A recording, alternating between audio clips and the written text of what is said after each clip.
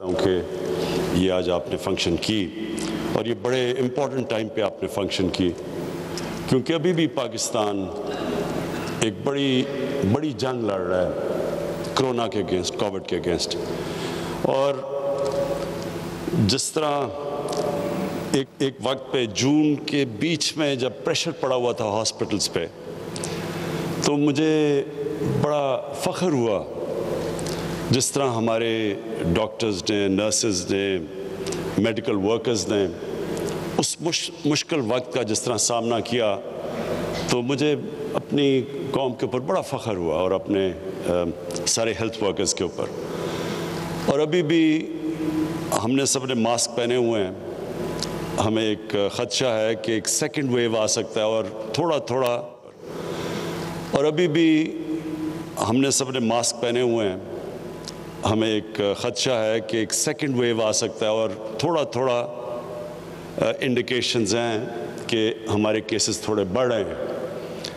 مجھے زیادہ خوف ہمارے ان شہروں میں ہے جدھر پولوشن زیادہ ہے، جدھر اسموگ زیادہ ہے، جو اگلے 2 مہینے ہیں اگر انشاءاللہ اگر ہم نے یہ صحیح طرح گزار لیے تو اس کے بعد مجھے اتنا خدشہ نہیں ہے۔ لیکن لاہور میں خاص طور پہ اب سے لے کے نومبر کے اینڈ تک جب اسموگ آئی ہوتی ہے، جب ویسے ہی وائرسز زیادہ ہوتی ہیں، تو ہمیں بڑا احتیاط کرنی پڑے گی سب کو۔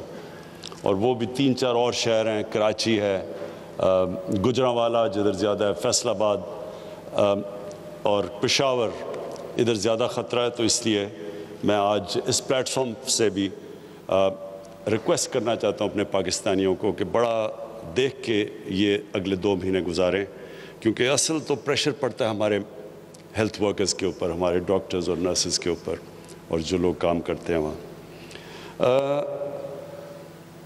آج میں 3-4 باتیں آپ سے کرنا چاہتا ہوں، کیونکہ ڈاکٹرز کمیونٹی ایک ایسی کمیونٹی ہے جن کے صرف یہی نہیں کہ وہ ایک کام کر رہے ہوتے ہیں سوسائٹی میں جو سب سے زیادہ اللہ کا کام ہوتا ہے، کہ دکھی لوگوں کی تکلیفوں دور کر رہے ہوتے ہیں، اور دوسری چیز یہ کہ وہ اوپینین میکرز ہوتے ہیں، کیونکہ لوگ ڈاکٹر سے بات کرتے ہیں، بلکہ ڈاکٹر سے وہ بات کرتے ہیں جو اپنے گھر والوں سے بھی نہیں کرتے، تو وہ خاص ایک معاشرے میں ان کا مقام ہوتا ہے، اور معاشروں میں عزت ہوتی ہے ڈاکٹرز کی۔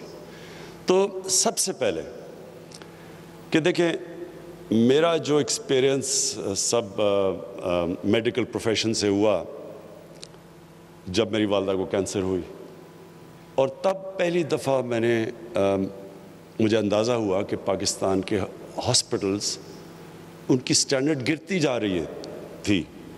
یعنی میری ساری فیملی ہم میو ہاسپٹل میں پیدا ہوئے تھے، اور ہمارے گورنمنٹ ہاسپٹلز کی بہت اچھی سٹینڈرڈ تھی جب ہم بڑے ہو رہے تھے، سسٹمز اچھے تھے۔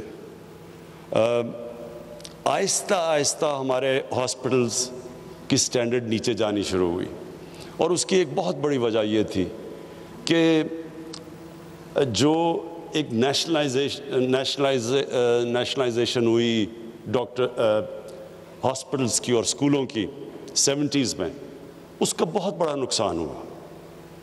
اور کیونکہ میں اس کو ایک واٹر شیڈ سمجھتا ہوں کہ اس کے بعد ہمارے اسکولوں کی بھی سٹینڈرڈ نیچے چلی گئی، گورنمنٹ اسکولز نیچے چلے گئے، ہمارے گورنمنٹ ہاسپٹلز نیچے چلے گئے، اور پھر پرائیویٹ اسکولز بھی آنے شروع ہوئے اور پرائیویٹ ہاسپٹلز بھی آنے شروع ہو گئے۔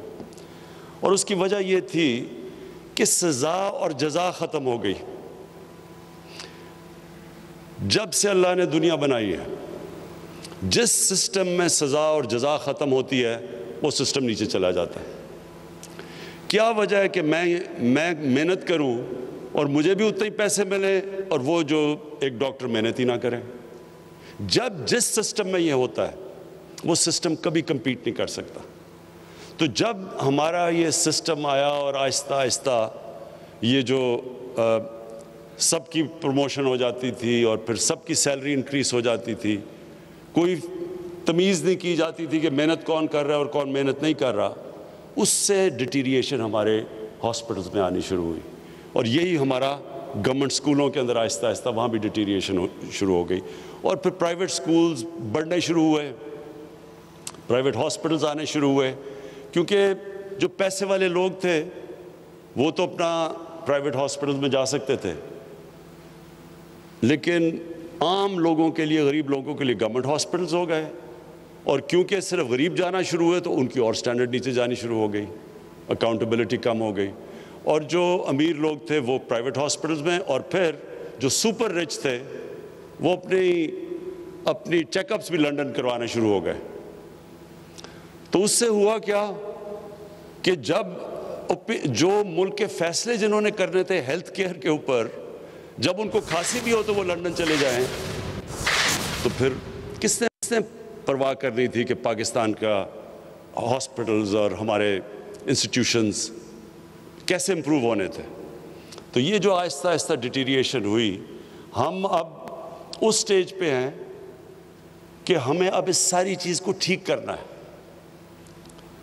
مجھے لوگ کہتے ہیں جی جب سے میں ابھی 2 سال 26 مہینے ہوئے ہیں، عمران صاحب کدھر گیا جی نیا پاکستان؟ میں ان لوگوں کو سمجھا کے تھک گیا ہوں کہ نیا پاکستان ایک سوئچ نہیں ہے، گورنمنٹ آئی سوئچ ہوا تو نیا پاکستان بن گیا۔ یہ فیری ٹیلز میں ایسی چیزیں ہوتی ہیں۔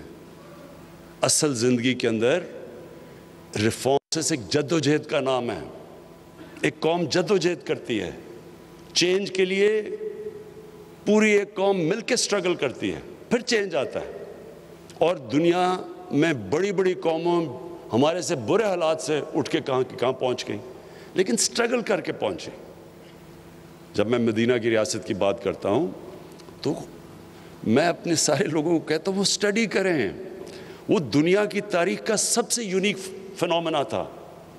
کبھی ایسی چیز ہوئی نہیں دنیا میں، دنیا کی تاریخ میں کبھی ایسی چیز نہیں ہوئی۔ یہ تاریخ کا حصہ ہے، ہمارے دین کا حصہ تو ہے ہی، لیکن ہمیں اس کو تاریخ کا حصہ بنانا چاہیے، کیونکہ ہم سیکھیں گے اس سے۔ کیوں اللہ قرآن میں کہتا ہے کہ نبی صلی اللہ علیہ وسلم کی سنت پہ چلو؟ اللہ کو تو کوئی فائدہ نہیں اس سے، ہماری بہتری ہے۔ وہ جو ماڈل بنا تھا مدینہ کا، اس کے اوپر دنیا کی تاریخ کا سب سے عظیم سویلائزیشن کھڑا ہوا تھا، تو وہ کوئی ماڈل بنایا تھا نا دنیا کے گریٹسٹ لیڈر نے۔ تو جب اللہ ہمیں ان کی سنت پہ چلنے کو کہتا ہے تو وہ ہمیں، جس طرح آج کل کے میں بڑے نوجوانوں کو دیکھتا ہوں کہ بل گیٹس کی کتاب پڑھ لی، وہ دوسرا اسٹیو جابز کی کتاب پڑھ لی کہ کامیاب کیسے ہونا ہے، وہ اس لیے پڑھتے ہیں نا کہ ان کو رول ماڈل بناتے ہیں، لیکن کسی بھی دنیا کے انسان نے وہ اچیو نہیں کیا جو نبی صلی اللہ علیہ وسلم نے کیا۔ تو اس کو سٹڈی کریں، قرآن ہمیں یہ کہہ رہی ہے کہ اس کو سٹڈی کریں۔ تو وہ جو انہوں نے اسٹیٹ بنائی تھی، وہ ایک سٹرگل تھی، 4-5 سال تو وہاں بڑی سٹرگل کی انہوں نے۔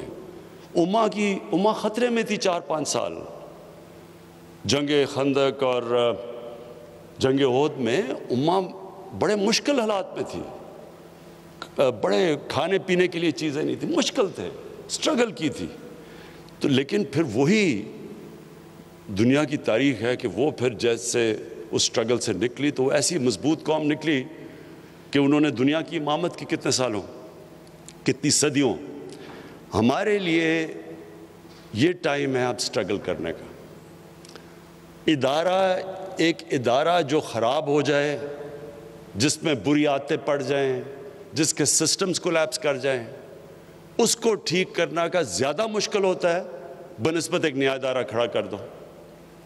ہم نے 3.25 سال میں شوکت خانم ہاسپٹل پشاور بنایا ہے۔ جوائنٹ کمیشن انٹرنیشنل، جو ایک امریکہ کی اکریڈیٹیشن، ایک آپ کو سرٹیفکیٹ ملتا ہے، وہ آ کے 1 ہفتہ پورا آڈٹ کرتے ہیں دنیا میں، ساری دنیا میں وہ جاتے ہیں، اور وہ پھر سے جب آپ کو سرٹیفائی کرتے ہیں کہ جوائنٹ کمیشن انٹرنیشنل کی آپ کو سرٹیفکیٹ ملی، اس کا مطلب انہوں نے سرٹیفائی کیا کہ وہ انسٹیٹیوشن انٹرنیشنل سٹینڈرڈ کی ہے۔ تو دونوں شوکت خانم، پہلا یہ لاہور والا اور پھر جو پشاور میں 3.25 سال میں بنا، دونوں کو جوائنٹ کمیشن انٹرنیشنل کا سرٹیفکیٹ مل چکا ہے۔ میننگ کہ ایک نیا ہاسپٹل بنانا 3 سال میں ایک انٹرنیشنل سٹینڈرڈ کا ہاسپٹل بن گیا، لیکن جو پرانے ہاسپٹل تھے پختونخوا کے، لیڈی ریڈنگ ہاسپٹل، خیبر میڈیکل کالج، ان کے لیے جو ہم نے ریفارم کرنے کی کوشش کی یہ بڑا لمبا پروسیس ہے. اس میں عدالتوں میں جانا پڑا, سٹے آرڈرز ہو گئے, سزا اور جزا کا کانسیپٹ نہیں تھا, کسی کو جو کام نہیں کر رہا اس کو نکالتے تھے, وہ جا کے سٹے آرڈر لے لیتا تھا. سسٹمز بڑے مشکل تھے چینج کرنے کے لیے, بری عادتیں پڑ چکی تھی. تو وہ جو آہستہ آہستہ پروسیس ہوا, وہ ڈاکٹر فیصل نے بتایا نہیں آپ کو کہ وہ جو ہم نے ریفارمز کری ہیں ان کو, اور ریفارم ہے کیا؟ ایم ٹی آئی ریفارم کیا ہے؟ پرائیویٹائزیشن ہے؟ پرائیویٹائزیشن نہیں ہے.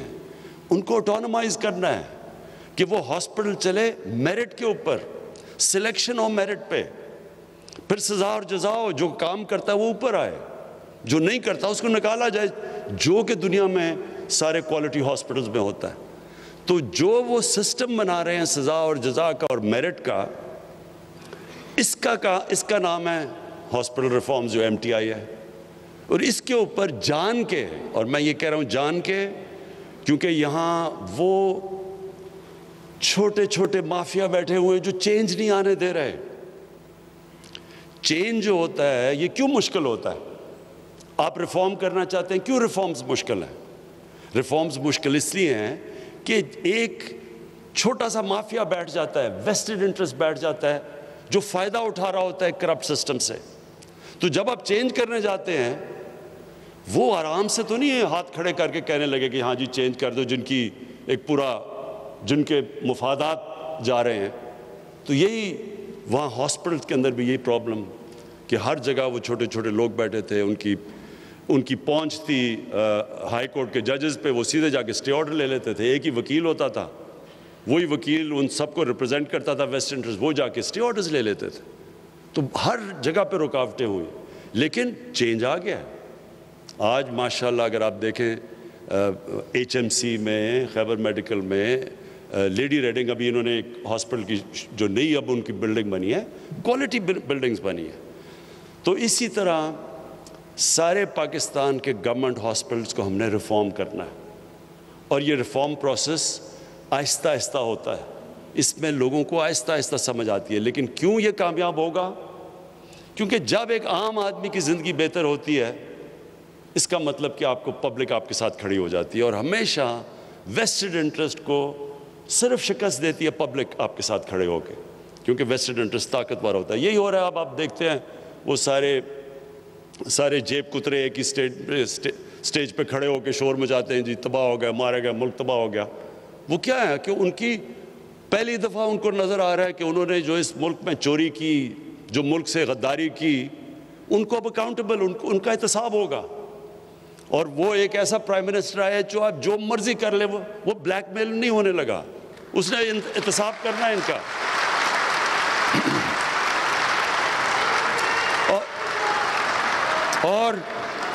اور انشاءاللہ آپ یہ دیکھیں گے, یہ میری بات مان لیں, یہ پاکستان کے ڈیفائننگ مومنٹس ہیں, فیصلہ کن وقت ہے پاکستان کا. یہ سارے جو 30 سال سے اس ملک میں بار بار انہوں نے باریاں لی ہیں, یہ سب اکٹھے اسی طرح ہی ہیں جس طرح وہ ہاسپٹل میں چھوٹا سا مافیا اکٹھا ہو جاتا ہے, چینج نہیں آنے دیتا. یہ بھی چینج ڈرے ہوئے ہیں کہ ان کو تو زیادہ نقصان ہوگا چینج سے, لیکن ڈاکٹرز کی تو صرف روزی جائے گی. جو روک رہے ہیں ان کو تو خیر انہوں نے جیلوں میں جانا ہے. جو ہاسپٹل ریفارمز ہیں وہی راستہ آگے پاکستان کا. ہمارے ہاسپٹلز, یہ بالکل نہیں ہونا چاہیے کہ صرف غریب آدمی گورنمنٹ ہاسپٹل میں جائے اور وہاں اس کو جیسا علاج سب سٹینڈرڈ ملے, اور صرف پیسہ ہو تو آپ کو اچھا علاج پرائیویٹ ہاسپٹلز میں ملے. دوسری چیز, ہیلتھ کارڈ, انصاف ہیلتھ کارڈ. دیکھیں ہمیں پختونخوا میں جب آئے تو 2-3 سال تو مسلسل یہ سننا پڑا, جی کدھر ہے نیا پختونخوا. سارے ہمیں کہیں جی کدھر ہے, جی کدھر ہے تبدیلی. تو جب رزلٹ آیا 5 سال کے بعد, تو کبھی بھی پختونخوا میں یہ نہیں ہوا کہ ایک حکومت کو انہوں نے دوسری دفعہ باری دی ہو. اس باری ایک ہماری کولیشن حکومت تھی. جب الیکشن ہوا تو 2/3 اکثریت ملی ہمیں.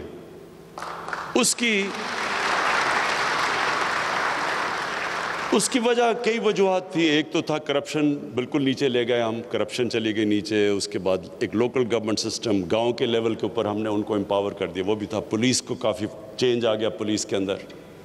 لیکن جو سب سے زیادہ وجہ عوام کھڑی ہوئی تحریک انصاف کی حکومت کے ساتھ، ہمیں ووٹ دیا، وہ تھا صحت کارڈ.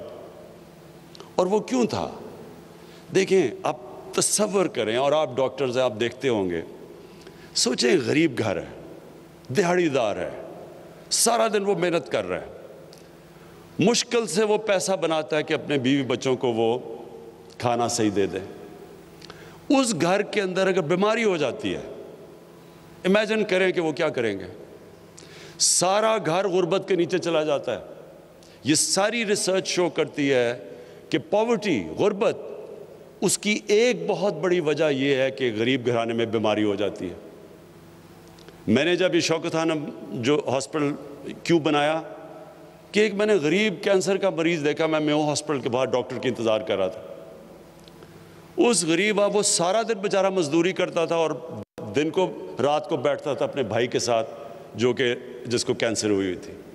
تو تب میں نے سوچا کہ ہم جن کے پاس سب کچھ ہے، ہمیں اتنی عذاب پڑا ہوا ہے کہ ہمارے گھر میں کینسر ہے، تو ان بیچارے غریب گھروں میں کیا ہو رہا ہوگا. وہ تھا کانسیپٹ شوکت خانم کا. لیکن اس کا سیکنڈ کانسیپٹ یہ تھا کہ جب ایک غریب آدمی ہاسپٹل میں آئے تو اس کو بالکل اسی طرح ٹریٹ کیا جائے جس طرح جو مریض پیسے دے رہا ہے اس کو ٹریٹ کیا جائے. یہ میں نے کدھر دیکھا؟ میں اپنی جب والدہ کو امریکہ انگلینڈ لے کے گیا، میں اپنی والدہ کو جب انگلینڈ لے کے گیا تو میں تو پیسے دے کے اپنی والدہ کا علاج کروا رہا تھا. ساتھ ان کے ایک نیشنل ہیلتھ سروس کے اوپر مفت علاج ہو رہا تھا ایک خاتون کا. میں نے دیکھا کوئی ڈاکٹر اور نرس فرق نہیں کر رہے تھے ان دونوں کے اندر، دونوں کو ایک ہی طرح کا علاج کر رہے تھے.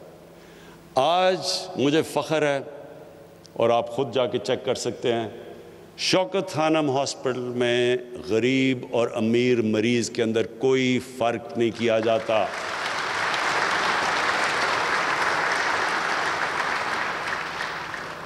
اور یہ آپ خود دیکھ سکتے ہیں. اچھا، اب میں آپ کو جو انٹرسٹنگ بات بتانا چاہتا ہوں، کیونکہ آج میری میٹنگ ہوئی، doctor Yasmin finance minister Punjab کے وہ بیٹھے ہوئے، اور پھر عثمان بزدار. تو جو میری آج ان سے بات ہو رہی تھی، مجھے یاد آ گیا آج سے تقریباً 25 سال پہلے جب شوکت خانم کھلا تو ہماری اسی طرح کی ڈیبیٹ ہو رہی تھی. میں نے لوگوں کو کہا تھا، جو پیسہ اکٹھا کیا سڑکوں پہ جا کے، میں نے سب کو کہا کہ یہ ہاسپٹل میں غریب آدمی کا مفت علاج ہوگا. ہمارا بورڈ آف گورننس کی میٹنگ ہو رہی ہے اور ہمارا تب چیف ایگزیکٹو ایک امریکن ہم باہر سے لے کے آئے تھے، کیونکہ پاکستان میں کوئی ایڈمنسٹریٹر نہیں تھا جو کہ ایک اسپیشلائزڈ کینسر ہاسپٹل کو چلا سکے. تو اس نے بیٹھ کے بورڈ آف گورننس کی میٹنگ میں جب ہو رہا، اس نے کہا کہ اگر آپ نے 5% سے زیادہ کینسر کے مریضوں کا مفت علاج کیا تو میں آج آپ کو رائٹنگ میں دے رہا ہوں کہ یہ 3 مہینے میں ہاسپٹل بند ہو جائے گا. کیونکہ کینسر کا علاج اتنا مہنگا ہے، یہ ہو ہی نہیں سکتا کہ آپ 5% سے زیادہ. اور اس نے پھر دنیا میں مثالیں دی. ٹاٹا انسٹیٹیوٹ اس نے بتایا ہندوستان میں، اس کا بتایا، اور کہ یہ سارے ہاسپٹل کہیں بھی 5% سے زیادہ کینسر کے مریضوں کا مفت علاج نہیں ہوتا. تو میں نے تو اس کو کہا کہ میں نے تو لوگوں سے وعدہ کیا ہوا ہے کہ 70% کینسر کے مریضوں کا میں مفت علاج کروں گا. میں نے تو یہ کوئی پرائیویٹ ہاسپٹل بنانے کے لیے تو نہیں کیا، میں نے تو کوئی اس لیے تو نہیں پیسہ اکٹھا کیا کہ میں کمرشل ہاسپٹل بنا دوں. وہ 3 مہینے کے بعد چلا گیا، وہ 3 مہینے کے بعد چلا گیا. آج بھی دنیا کا یہ واحد کینسر ہاسپٹل ہے جدھر 75% کینسر کے مریضوں کا مفت علاج ہوتا ہے، اور آج بھی چل رہا ہے. تو میں نے آج جو میٹنگ کی، ڈاکٹر یاسمین بہت گھبرائی ہوئی تھی، برا حال تھا ان کا، کیونکہ میں نے کہا کہ سارے پنجاب کے آپ نے لوگوں کو ہیلتھ کارڈ دینا. تو اور میں یہ بھی بتا دوں کہ پختونخوا میں انہوں نے فیصلہ کر لیا ہے کہ سارے پختونخوا کے لوگوں کو ہیلتھ کور دیں گے، ہیلتھ کارڈ دیں گے۔ یہ بہت بڑی بات ہے۔ ڈیولپ ملکوں کے اندر، امیر ملکوں کے اندر بھی یہ نہیں ہوتا کہ ساری یونیورسل ہیلتھ کوریج امیر ملکوں میں بھی نہیں ہے۔ تو جب میں نے ان کو بتایا کہ پختونخوا میں انہوں نے کر دیا تو آپ کو بھی پنجاب میں کرنا ہے، تو انہوں نے بڑا کہا جی پنجاب بہت بڑا ہے، پتہ نہیں کدھر سے پیسے آئیں گے، 40 ارب پتہ نہیں کتنے ارب۔ تو میں نے ان کو تب بھی یہ سمجھایا کہ دیکھیں، یہ آپ جب ایک غریب انسان کو، جب ان کے پاس ہیلتھ کارڈ آئے گا غریب گھرانے کے اندر، ہو سکتا ہے ان کو علاج نہ ہی کروانا پڑے، لیکن ان کو جب کانفیڈنس ہوگا کہ اگر ہمیں کوئی ہمارے گھر میں بیماری ہوتی ہے تو ہم صرف گورنمنٹ ہاسپٹل نہیں، ہیلتھ کارڈ کی وجہ سے کسی بھی ہسپتال میں جا کے اپنا علاج کروا سکتے ہیں۔ اب سوچیں،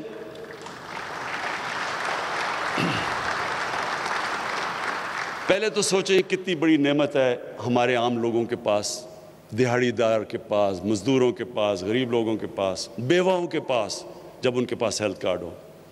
دوسرا، یہ میرا ایمان ہے کہ اللہ کی برکت آتی ہے۔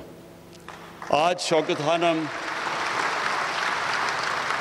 آپ مجھے بتائیں کہ کون سوچ رہا تھا کہ 70 کروڑ میں ہاسپٹل بنتا ہے اور سالانہ جو صرف غریب مریضوں کا خسارہ ہوتا ہے، غریب مریضوں کے کینسر کے مفت علاج کا خسارہ شوکت خانم کا وہ 6 سے 8 ارب روپیہ ہے۔ 800 کروڑ روپیہ ہے جو کہ ہاسپٹل 70 کروڑ میں بناتا ہے سالانہ غریب کا علاج۔ یہ ہم نہیں کر رہے، یہ اللہ کی برکت آتی ہے، وہ غریب کی آواز سنتا ہے۔ جب تکلیف میں انسان ہوتا ہے، جب بیمار ہوتا ہے، اس کی اللہ آواز سنتا ہے۔ میرا یہ ایمان ہے کہ انشاءاللہ آپ فیزز میں کریں۔ ڈاکٹر صاحبہ، پہلے فیز میں جو بالکل کمزور طبقہ ہے اس کا علاج شروع کریں، ان کو ہیلتھ کارڈ دیں۔ سیکنڈ فیز اور اس میں بیواؤں کو انکلوڈ کریں، اس میں یہ ہماری جو ٹرانسویسٹائٹ کمیونٹی ہے ان کو انکلوڈ کریں، سب کو، ہر کمزور طبقے کو آپ اس کے اندر انکلوڈ کریں۔ اور اس کے بعد پھر ہم اوپر جائیں گے اور انشاءاللہ سارے پنجاب کے اندر 1 سال تک سارے پنجاب کو آپ کور کریں، تاکہ ہر پنجاب میں ہر شہری کے پاس ہو ہیلتھ کارڈ، اسے کم از کم پتہ ہو کہ اسٹیٹ ہمارے ساتھ کھڑی ہے، مشکل وقت میں اسٹیٹ میری مدد کرے گی، میرے پاس کارڈ ہے۔ اور اس سے میں ایک اور بھی آپ کو چیز بتا دوں، اس سے سارا جو ہمارا آئیڈیا ہے ہیلتھ سسٹم کا، جو ہم پورا ایک ہیلتھ سسٹم نیا لانا چاہتے ہیں، یہ سارا پنجاب کا اور کے پی کا ہیلتھ سسٹم بدل جائے گا۔ وہ کیسے؟ جب ہیلتھ کارڈ میں لوگوں کے پاس وہ جا کے کہیں بھی جا کے علاج کروا سکیں گے تو اس سے نئے ہاسپٹلز بنیں گے، لوگ ہاسپٹلز بنائیں گے، دیہاتوں میں ہاسپٹل بنائیں گے۔ اس وقت کیونکہ وہ سمجھتے ہیں جو دیہاتوں میں لوگوں کے پاس پیسہ نہیں ہے، کوئی ہاسپٹل نہیں بناتا، لیکن جب ایک لوگوں کے پاس ہیلتھ کارڈ آ جائے گا تو وہ کہیں بھی جا کے علاج کروا سکتے ہیں۔ تو اس سے اور پھر ہم پرائیویٹ ہاسپٹل کو، اب پرائیویٹ سیکٹر کو انکریج کر رہے ہیں۔ کوئی بھی ایکوپمنٹ جو پاکستان میں نہیں بنتی، اگر ہاسپٹل کے لیے امپورٹ کرنا چاہتے ہیں وہ ڈیوٹی فری آئے گی۔ پھر اب زمین، میں نے کہا ہے کہ جو بھی اوقاف کی زمین ہے، بڑی زمین پڑی ہوئی ہے، ان کے اوپر قبضے بھی ہو رہے ہیں، اور پھر یہ جو ایویکیو ٹرسٹ کی زمین ہے، یہ بھی بڑی زمین پڑی ہوئی ہے، ان کے بھی قبضے ہو رہے ہیں۔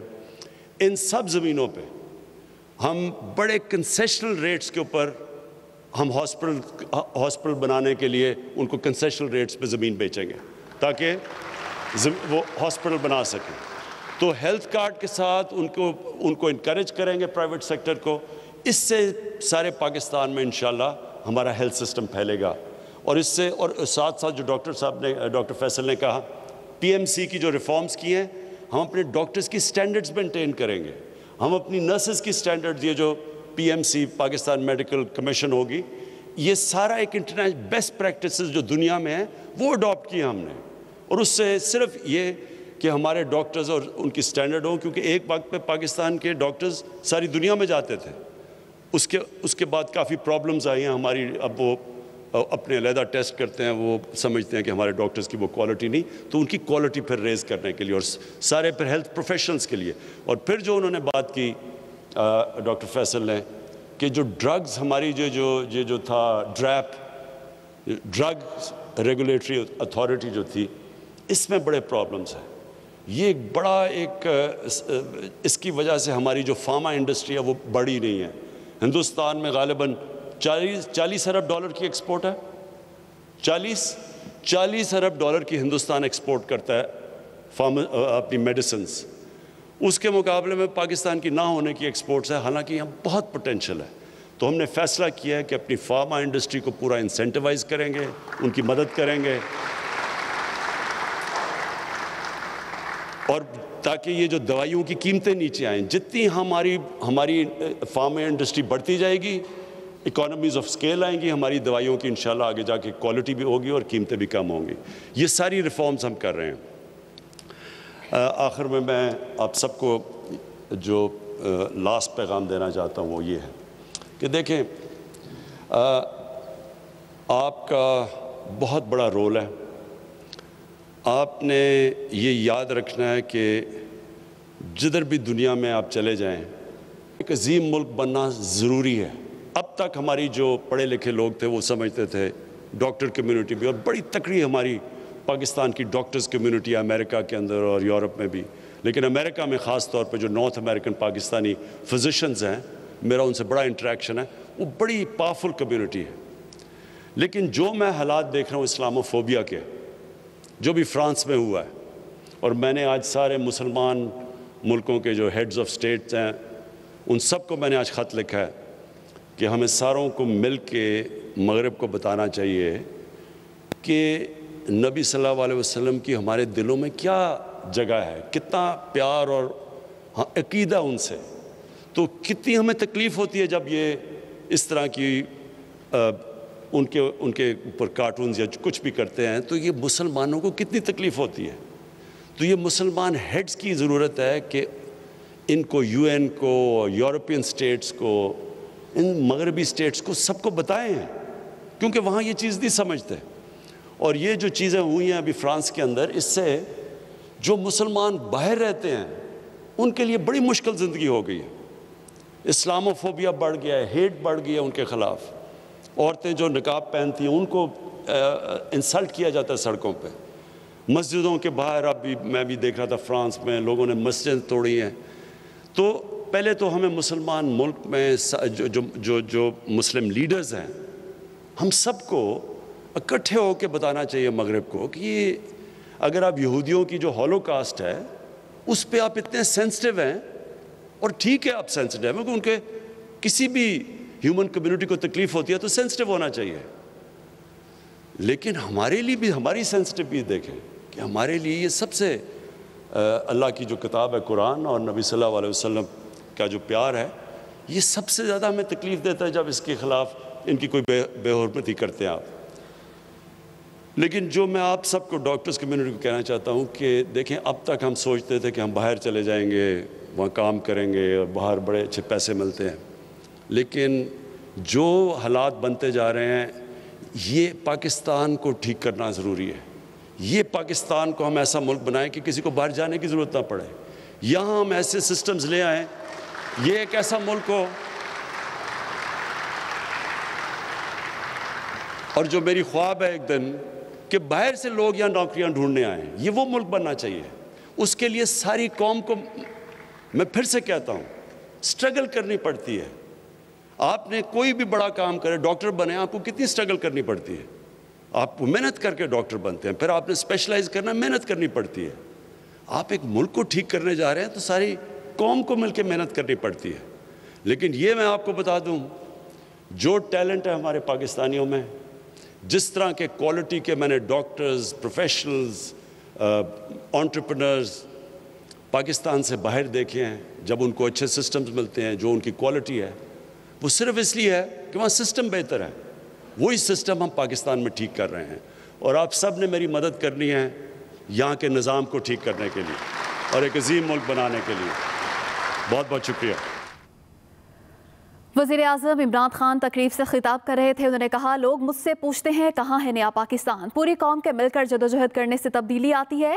کورونا کیسز بڑھنے کا سب سے زیادہ لاہور اور پشاور میں خطرہ ہے.